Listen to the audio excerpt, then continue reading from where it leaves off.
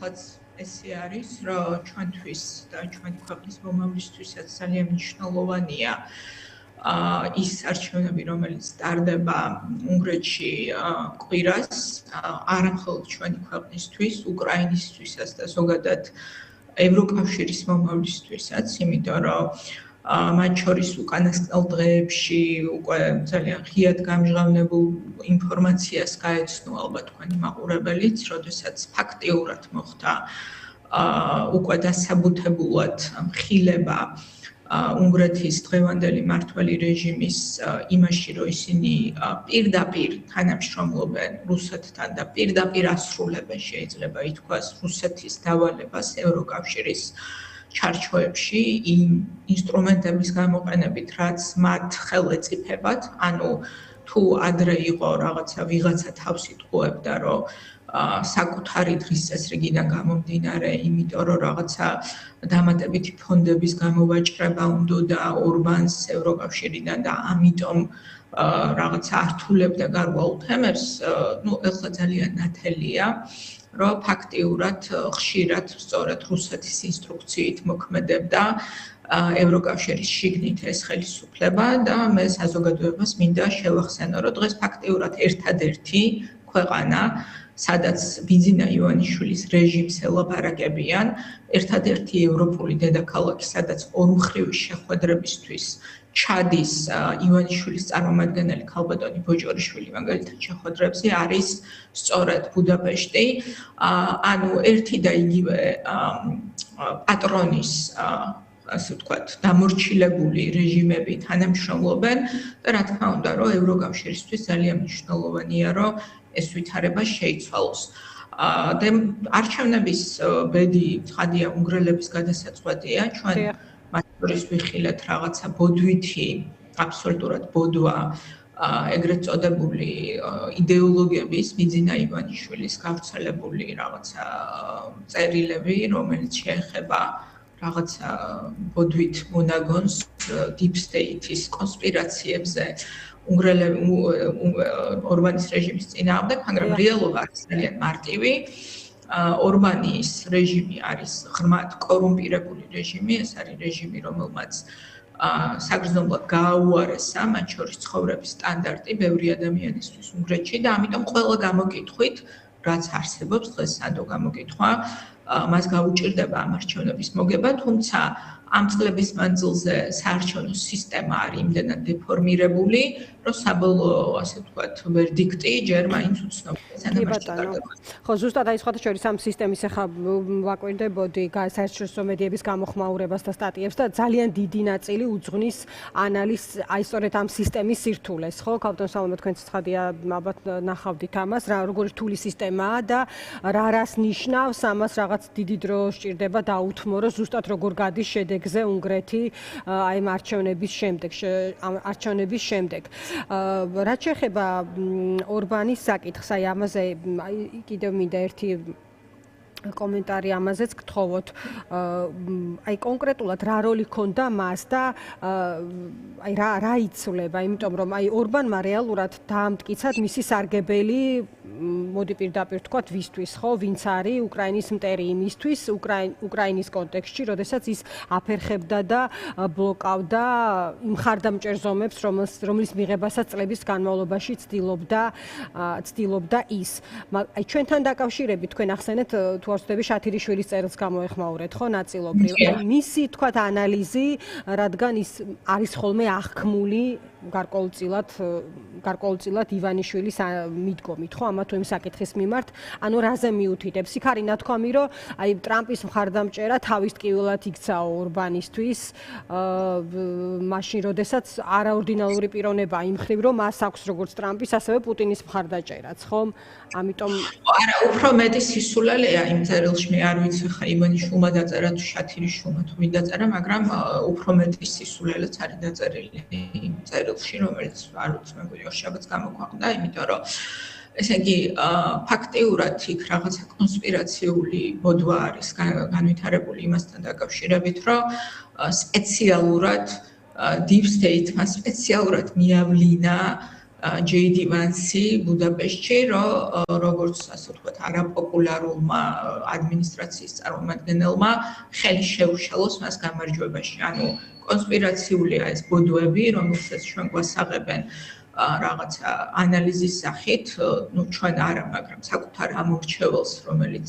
ქართულ ოცნებას აშკარად მიაჩნია, რომ გონება შეზღუდული ადამიანები არიან და უბრალოდ ანალიზის უნარი არ აქვს, მათ თავაზობენ ესეთ რაღაცა მჭყიბაურ, ვიტყოდი, ნაგავს ანალიზის სახით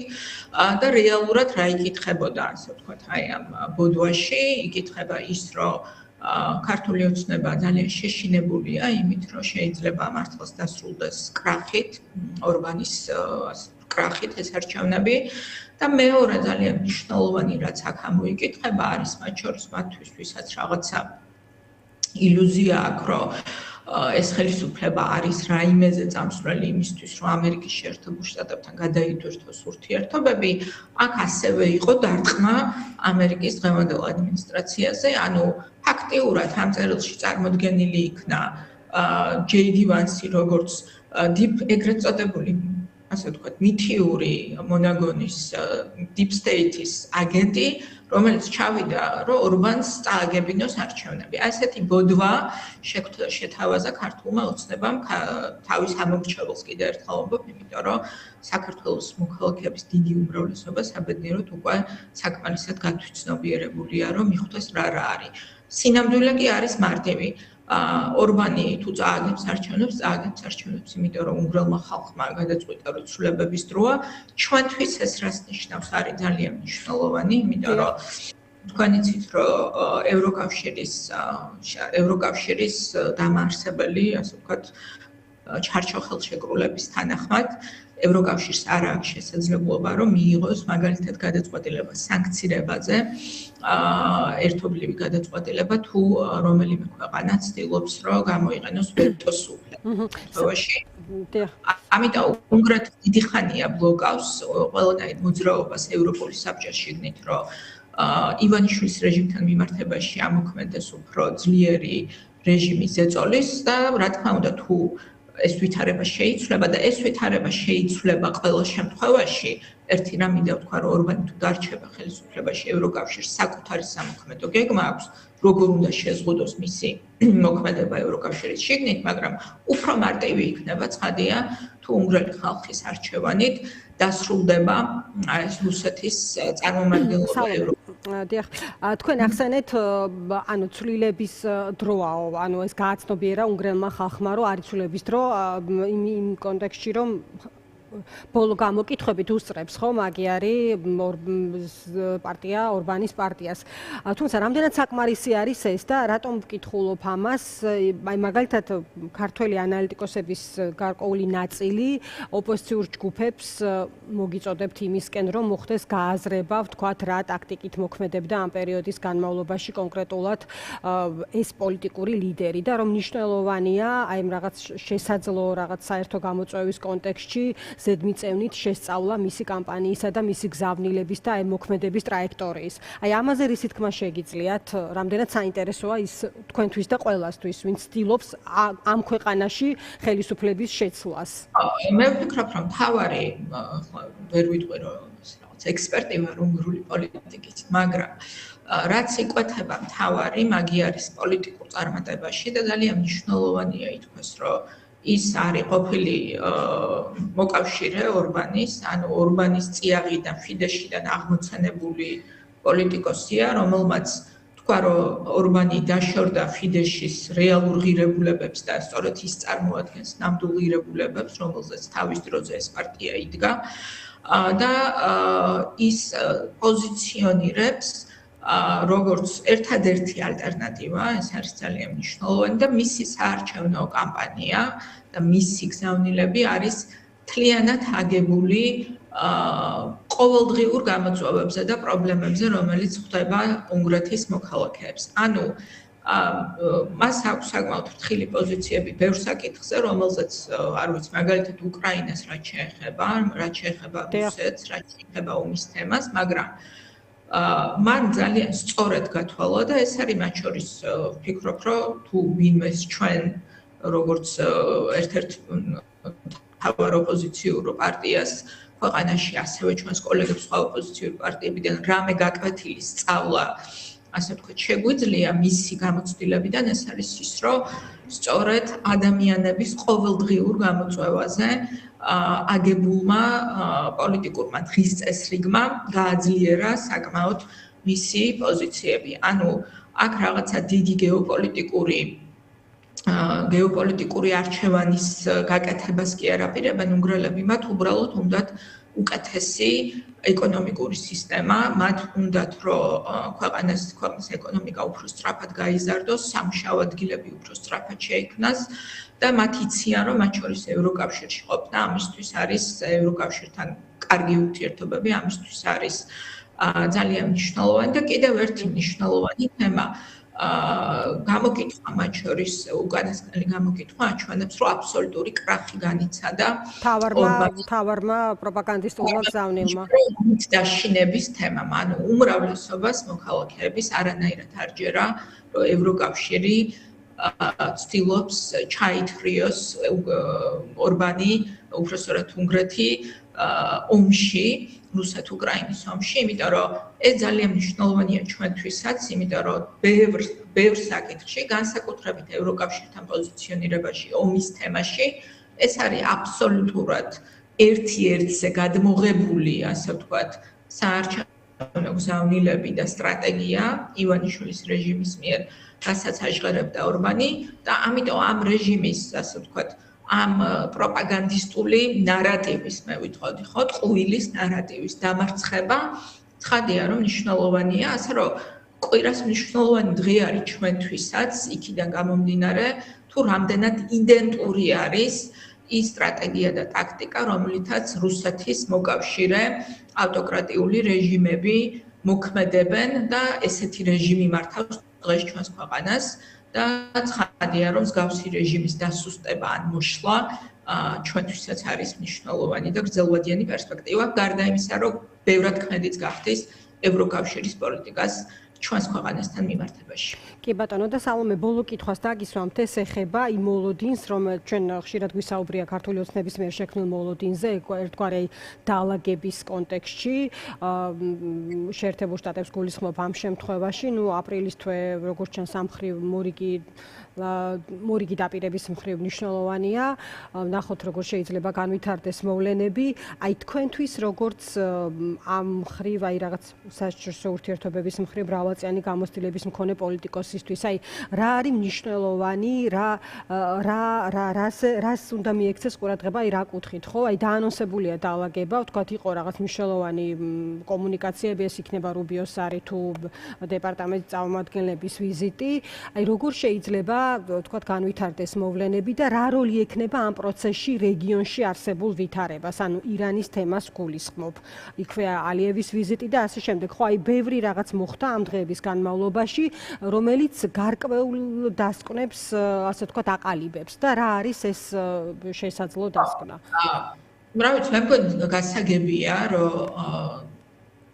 ანუ არსებობს რეალობები, რომელიც იქნება ჩვენგან აბსოლუტურად დამოუკიდებლად და ამ რეალობაზე არანაირი ზეგავლენის მოხდენის შესაძლებლობა ჩვენ არ გვაქვს. ესეთი რეალობა არის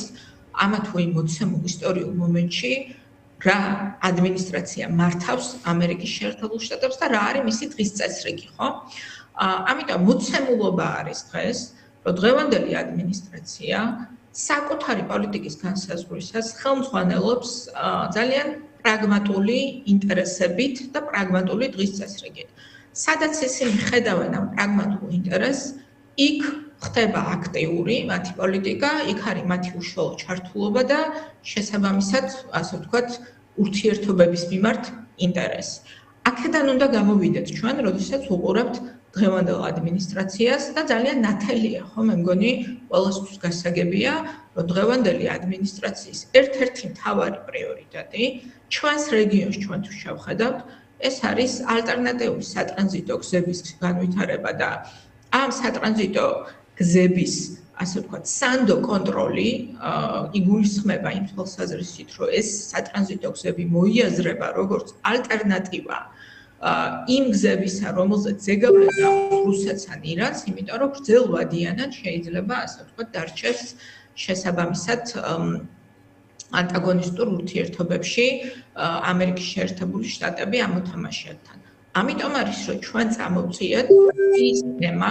რომელიც არის მთავარი თემა, რაც ჩვენი აზრით შეიძლება, რომ დღეს გახდეს ამერიკის შეერთებული შტატებისთვის საინტერესო, ეს არის ანაკლიის სპორტის თემა, ხო? იმიტომ რომ ანაკლიის სპორტი ეს არის კარიბჭე რეალურად ამ სატრანზიტო შესაძლებლობების და თუ დღეს ვინმეს უნდა რომ დღევანდელი ადმინისტრაცია ვაშინგტონში დაინტერესდეს საქართველოთი, ეს არის მთავარი, ეს უნდა გახდეს მთავარი თემა. ახლა ჩვენ მოვისმინეთ რაღაცა ტყუილი, მორიგი რაღაცა ჯარი ტყუილების ქართული ოცნების წარმომადგენლების. რომ დაინტერესეს ამერიკელები? ოღონდ ეს მე დარწმუნებული ვარ, რომ არის ტყუილი, მათ შორის ჩვენ ვიცით, რომ ამერიკის შეერთებული შტატების დაინტერესება კონკრეტულად დღევანდელი ადმინისტრაციის ანაკლიის თემით არის ძალაში, ამას უბრალოდ სჭირდება საქართველოს მხარეს ხელისუფლება, რომელიც ამ უზარმაზარი გეოპოლიტიკური და ეკონომიკური მნიშვნელობის პროექტს მისცემს შესაბამის სვლას და ასე ვთქვათ, შექმნის იმ პირობებს, რომ ეს პროექტი განვითარდეს.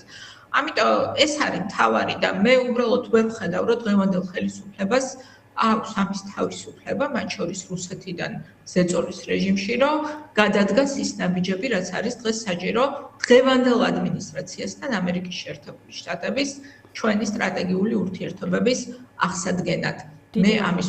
ნიშნას დღეს ვერ ვხედავ.